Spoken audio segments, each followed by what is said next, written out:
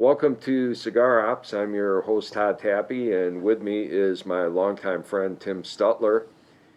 And the inspiration for today's show is the catastrophe that is 2020.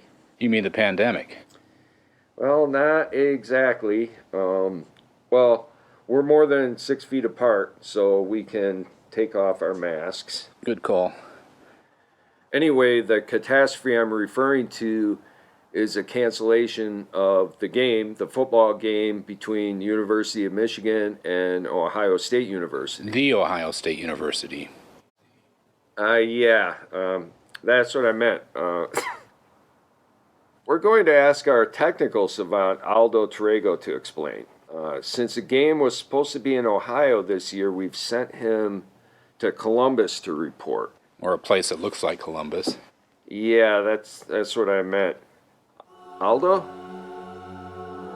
What is that? Aldo, are you there? Sorry, we appear to be having technical difficulties. Aldo? All right, I'm here. I'm not sure exactly where here is, but I'm here. And I'm cold, and I'm alone, and I'm bored, so excuse me. And do you know how hard it is to operate your equipment from here? Come on, Aldo. Just do the segment the way we talked about, please. Michigan and Ohio State began their fabled football rivalry in 1897. These two powerhouses played their first conference game as members of the Big Ten in 1918 and have scheduled the annual contest at the end of each season since then. In the 3rd century of this collegiate rivalry, U.S. Army buddies Todd Tappe, a University of Michigan alumnus, and Ohio native Tim Stutler decided to wager on the Gridiron Classic.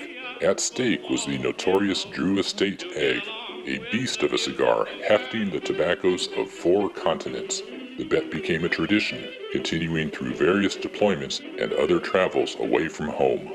To Todd's dismay, the Buckeyes dominated the series, winning 13 of the next 14 contests. The winner of each contest would hold the prize egg until the next year's event. A second cigar of suitable quality was added to the wager, to be smoked by the winner at the end of each game. But everything changed on December 8th of this year, when Michigan canceled the game due to a COVID-19 outbreak on its team. Having already bought their cigars for this year's game, Todd and Tim decided they should hold a wake or some such thing to review this year's cigar. Now, if you don't mind. Okay, then. Thanks, Aldo. Stay warm, buddy. Thank you, Todd. Now we're going to move into review of the game cigar, Tim. It's a Sinistro Mr. Red. And yesterday, I had the good fortune of smoking one of these in the presence of James, the owner of Sinistro. It's called a Flying Pig, but he actually named it Destro. He had to give it a different name because Flying Pig apparently is a proprietary name for the Drew Estate. This particular cigar is a pigtail, and it's a little fat, big ring gauge cigar. Now, I've smoked a couple of these before, and I've clipped it with just a small aperture, and it's smoked very well, so that's what I recommend. So let's see if we can get a nice clip on there. Yeah, something like that. Exactly. Now, before we light these, let me say a few things about smoking the large ring gauge cigars. They tend to smoke unevenly. Now, I smoked numerous of these, Mr. Reds, Mr. Whites, and Mr. Black, and they've smoked evenly. So I'm going to challenge you, Tim, to try to get yours to smoke evenly, and I'll do the same. And as we know, that starts with a very careful light. So let's do this.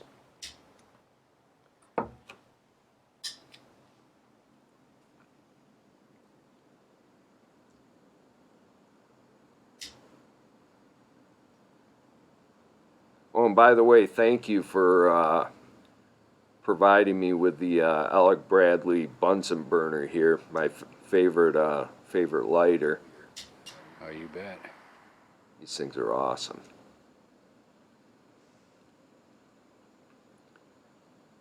As usual, the viewers will notice I take an inordinate amount of time to light my cigars by design.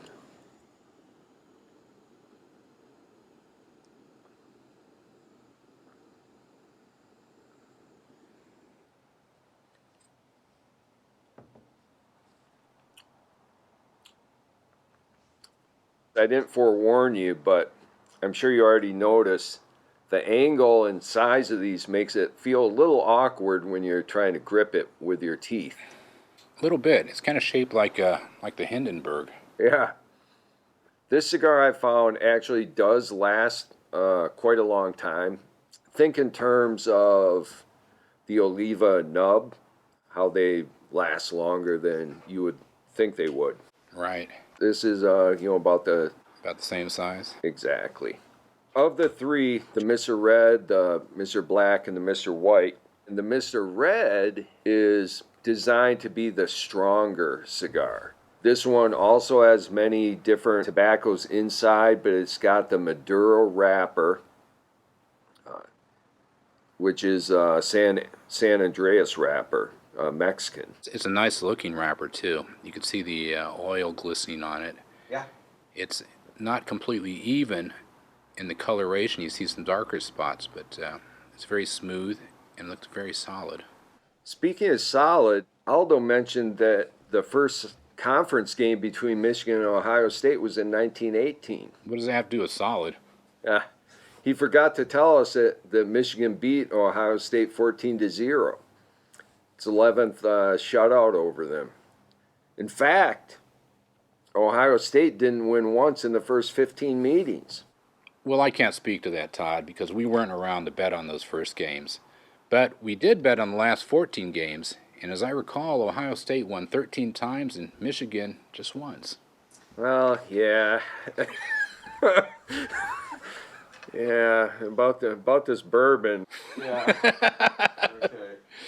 Yeah, we need to move on with the review. All right. What kind of bourbon is this? This is the 1792 Kentucky bourbon. I like it. It's very smooth. And it goes well with Mr. Red. Oh, one thing that James said yesterday is that he blends his cigars, particularly the Mr. series, with multiple tobaccos so that the flavor changes from 1/3 to the second third to the final third. This first third, I'd have to say it's a medium cigar. I don't know if I would call this a medium. You go strong? Yeah, I think I would. Because I'm looking at your smoke plume, and it's definitely prominent. It's a nice looking smoke plume. It's not the thickest I've ever seen, but it's very impressive. So, yeah, that's a solid medium to medium full. The smoke is thick and stays on your tongue a little bit and imparts kind of a smoothness. It's got a very nice, kind of complex flavor. I'm picking up some leather. Yeah. Leather and cedar, I think, are the two predominant flavors I'm tasting at this point. It's got a spiciness to it on the retrohale. Yeah, I would say it's got some pepper to it. Yeah, I hear what you're saying about the flavors, and I wish my cigar flavor vocabulary was better. If only we had one of those flavor wheels. Something like this? Yeah, that works. Hey, Aldo, can you put that up on the screen? Oh, there we go. This is a flavor wheel from Cigar Authority, and they give it away free online. Yeah, if you look at the top of the flavor wheel to the left of north, you'll see the leather, and that flavor is building up. Move to the right a little bit under wood, and you get the cedars. The leather is more prominent, but the cedar is still there. And then for this cigar, I swing all the way around to the spices category, which is the yellow. And there, I'm starting to pick up some black tea. Instead of cedar, it's building into like a black tea flavor without a lot of sweetness to it. Mine, I have not touched up. It's not perfectly even, but it's smoking just great. And I got to tell you, of all the ones that we've smoked, the Sinistros, it's been a streak of good cigars. Oh, well, speaking of streaks, Tim, from 1901 to 1906, Michigan had a 9-game winning streak over Ohio State, a feat never matched by the Buckeyes. But Ohio State would have tied that streak if Michigan hadn't canceled the game this year. But the Wolverines are just being responsible Americans because of the Rona. That's pretty sketchy if you ask me. Michigan had a record of 2-4 this year, and I'll point out it was all against unranked teams, while Ohio State had a record of 5-0 and is ranked number 4 nationally. Yeah, but anything can happen in the game.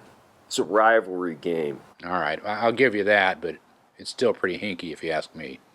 We're about almost an hour into the smoke, so you do get some good smoking time out of these. My cigar has evened itself out. It's burning pretty evenly, and it's held its ash. I'm starting to pick up a little bit of maybe some, I don't know if coffee's exactly it, but some kind of something in that family of flavors. It's almost like a Viennese coffee because I'm getting a little bit of cinnamon there. Yeah, so something like that.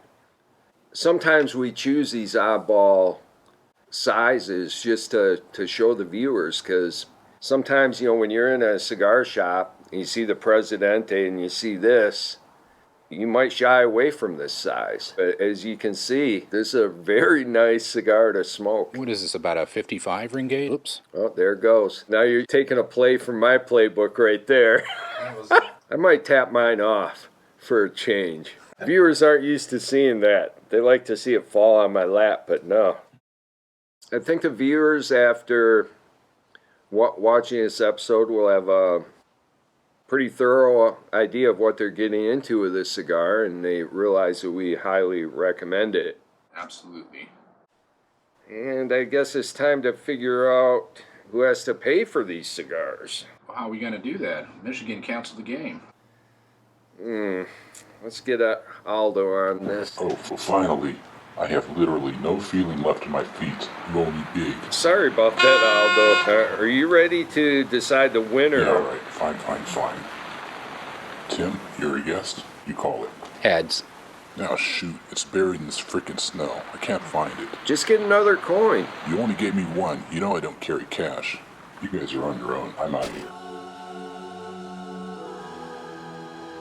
Well, I guess that means Michigan still is leading the series, 58-51 to 6. What about this century? Since we started betting in 2006, the Buckeyes have scored 521 points versus 322 for the Wolverines. That's like 33 touchdowns.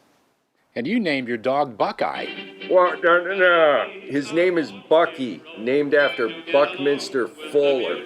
Come here, Buckeye. Come here, boy. No, Bucky, stay. Touchdown getter, you bet. If you want to get a baby to pet, the fact that you are rich or handsome won't get you anything in curls. You gotta be a football hero to get along with the beautiful girl.